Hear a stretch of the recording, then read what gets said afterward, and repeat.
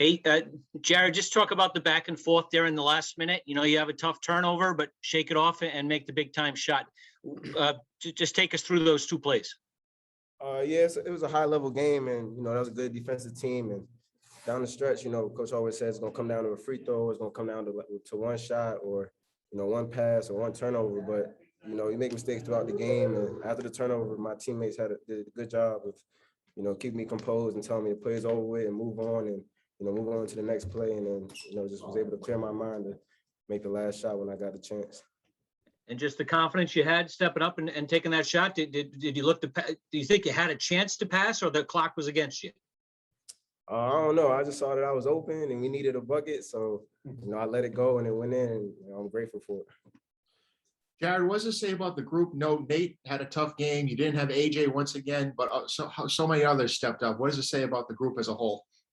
I just think we're so connected, from the coaching staff to the players to the managers. It doesn't matter what five we got out on the court. We're going to be able to get the job done. And, we do a lot of preparation. We got a lot of confidence, and, we got a lot of belief in each other. So whoever the five is out on the court, everybody on the bench is behind them, and then this next man up to get the job done in order to get the win. And you guys got off to such a great start. What was the key behind that, in your opinion? I don't know, when we coming in a hostile environment, they were coming off a loss, and, they're a top 25 team as well. So we didn't want to get behind and let the crowd have a factor into the game. So we wanted to throw the first punch in that first 4 minutes, and the rest of the game was able to follow behind on that. Thank you, Jared. Jared, did you see a mismatch at all in the first half? You were definitely very aggressive off the bounce.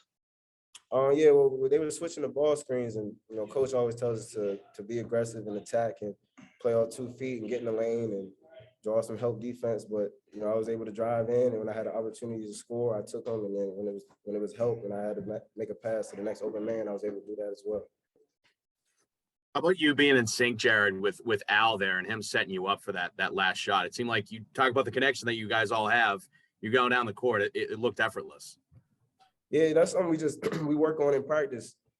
Last second shots, or when we're just in the gym working out, kicking ahead to one more and making a pass and making a shot. That's just something we work on every day, and it just happened to be the last second in the game-winning basket. So I'm happy to see that hard work pay off. Jared, you played them last year, obviously, and they added Jack Nunji, the big guy. How different is it to play against them with that size added to the lineup? Definitely gives them another scoring presence on the inside, but we just come in every game with the same attitude that we got to punch first and we got to take it to them. And at the same time, they got to deal with us as well. They're a great team, but I feel like we're a great team as well. So, no matter who they have on the opposite side, they got to be able to defend us, and we got to be able to defend them. Jared, what's it mean to get the win, at their home arena? I believe PC was 1-9, they're heading into this game. It means a lot. We've been saying this is a big week for us coming up. We got 2 top 25 teams, and we want to stay in first place. We want to stay at the top of the Big East. So knowing we gotta find some way to walk out of here with a win to keep us in that position later on in the season, and we were able to get that done. All right, one more question for Jared. All right, thank you. Thank you, Jared.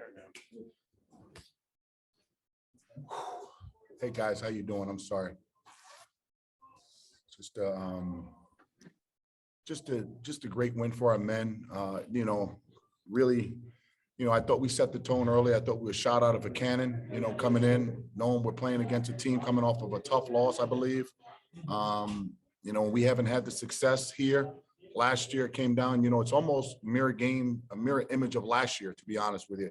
Yet we coming away with the win. They had a 3 to beat us, basically with 0.2 seconds on the clock. Jones hit a 3. So really hard place to play. Great team, great balance. But if you'd have told me that Nate Watson would struggle the way he did, and we would have 3 turnovers under 2 minutes, it goes to tell you the maturity of the group, the resilience of the group. And, great job, baby, great job. And just happy for our group, guys. Happy for our group, and look forward to get on this plane to head back, try to beat this storm back, and prepare for whenever we're going to play next. Ed, obviously Jared's shot was big time, but what were you thinking defensively out of that last timeout when Scruggs, you get Scruggs to miss? Well, we wanted to go man. We wanted to try to keep them off balance. We played zone and man, and they had a really good offensive set where Jones literally walk down the lane naked and dunk the ball, which I was very disappointed in. Yet, you know, we called timeout. Durham really came through, good isolation call to get him to the foul line, made 2 free throws. And then we got a great stop, one of the better stops we've had in a long time, and then compounded defense to offense. How about Jared Bynum? And that's all Americans make those plays.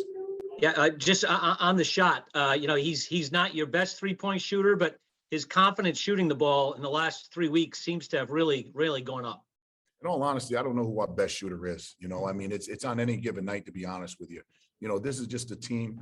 Our numbers metrically, the way we play, how we play, when we shoot, you know, with all the, with all the professionals that are analytics people, we kind of defy the odds with analytics based on the way we play. So, you know, we're just very fortunate. Coach, I know you've said you think Justin is a Big East Defensive Player of the Year caliber guy. Is that why you had him on the center there for that last play? A little bit, yeah, a little bit, you know, because, you know, we knew they were, you know, we knew where the ball's going to go. You know, in this league, you got somebody like Scruggs, who's a first-team all-conference player. He's been in many close games. You knew he was going to he take the shot and or Nunji take the shot. So we hedged our bet and put him on, you know, the guy who was hurting us the most. And he was big time. He had one of the really big plays where he tapped it out late in the game. I don't know what we did on that, but he's just phenomenal defensive player. And we talk about Justin's ability to play defense all the time. The last like 5 or 6 games, he's shooting like 50% from deep. With AJ on the bench, especially during this run, what has that done for your offense? Well, you know, he's learning what we're trying to do. When you have these 5th-year guys that come in for 1 year, the men who have the most success buy in early. And his buy-in as a teammate, his buy-in as a student, his buy-in as just a great glue guy. And then the coaches just give him confidence. You know? Hey, guys, mute your phone, please. Sorry about that. So, you know, it's just a matter of continuing to instill confidence, and he's just learning what we're doing. You know, we've only had him, 6-7 months, if that. You know, we've had him since May or June. Good job, Al. Good job. Way to shoot free throws. I'm proud of you, my man, right? Players make coaches. Coaches don't make players. And Ed, I have to ask about, you know, the official announcement of Steve Napolillo becoming the next AD. Just your initial thoughts? Yeah, obviously very excited for him. I mean, he's earned it. He's worked at it. You know, all of us, even on the screen, you know, when we got that call with the positions that we currently sit in, we're excited. I'm happy for his family. You know, it's a different role that he'll be in, and he's going to need a lot of support, of which he's going to get from Father Sicard. I think it's a phenomenal hire with the relationships that he's built. He bleeds Friar, Friar blood. So I'm excited about him, but, you know, this ain't about Steve today, baby. This is about those players in that locker room. Good for you, Steve. You know, I don't know what to tell you, but this is about those players in the locker. That was one hell of a Big East basketball game. Seriously, that thing was back and forth. I'm like, I actually had fun coaching it, to be honest with you. That was a lot of fun. Coach, first road game in 3 weeks for your team there. You know, you couldn't tell by the way you guys played today. What did you see from your team that was able to stay so consistent throughout the game today? You know, I give our kids a lot of credit. We haven't had too many games where we've come out like kind of flat, so to speak. You know, I mean, we've been able to answer the bell early, and you knew they were going to make a run. They're playing at home. It's a sellout crowd. It's 2 top 20 teams playing.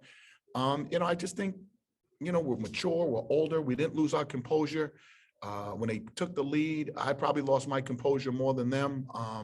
But good for them, man. This is a player-driven organization, and the players really showed up today. Really proud of this one. This one's a proud moment for Providence College men's basketball.